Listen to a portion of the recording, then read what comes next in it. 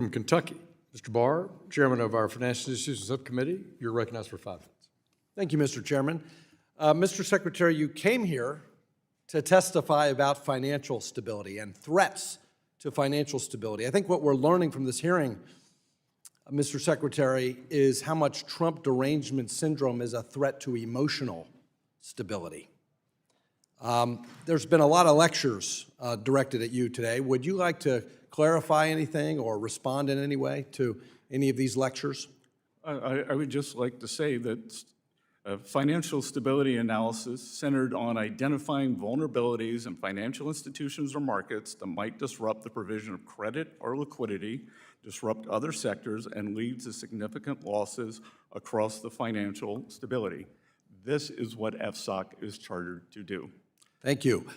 Secretary Bessent, I'd like to applaud President Trump and the Treasury Department for announcing Trump accounts. I do believe this will kickstart the American dream for children born between 2025 and 2028 with a $1,000 investment from the U.S. Treasury. And I'm personally grateful because my daughter, Virginia, was born in October and will be a beneficiary of these Trump accounts. Not only will this ensure that American children born in this time frame will participate in the deepest, most liquid capital markets in the world, but it importantly will also teach this new generation about the power of compound interest and will help them develop financial literacy skills which will make them owners and investors and will improve their financial outcomes throughout their lives. Can you touch on the impact of these Trump accounts and how it will help this new generation achieve financial independence? And as you talk about that, we have a mayor of New York that espouses socialism, members of Congress who espouse socialism. How will these Trump accounts impact this new generation of Americans' view of financial independence versus socialism? Again, history would show that people who own a piece of the action do not want to bring down the system when you are part of the system. As I said, 38% of American households, they do not participate in the equity market.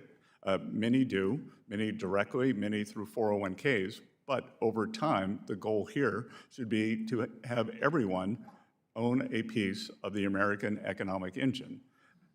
We at Treasury, working with many people, are going to work on financial literacy. This will be one of the greatest real-time experiments in history. You are bringing Wall Street to Main Street, and Wall Street will work for Main Street instead of the other way around. Well, on behalf of my 3-month-old daughter, Virginia, and millions of American children, thank you to you and President Trump for bringing financial independence to the American people.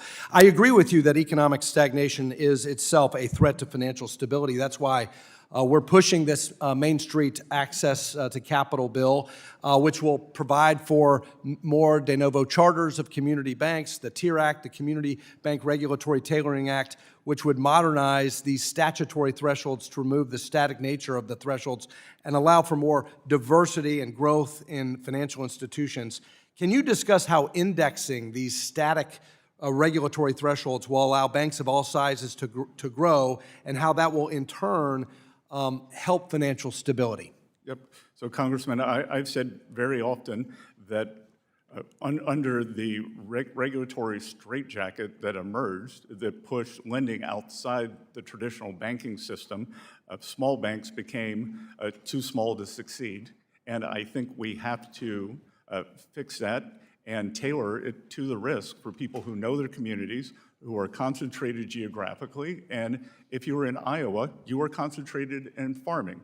If you were in Florida, you were likely concentrated in real estate and tourism, and we need to make adjustments. And that will promote diversity in the financial system, which in turn will help with financial stability. Final question, Secretary Bessent. At the end of last year, President Trump signed into law the NDAA, which included my legislation, which will be overseen by the Treasury Department, the Comprehensive Outbound Investment National Security Act, also known as the Fight China Act.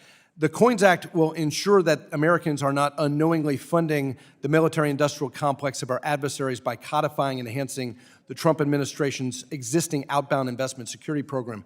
Can you discuss the Treasury Department's new obligations under this bill, and how do you intend to implement it to prevent capital flows into Chinese military-industrial complex companies?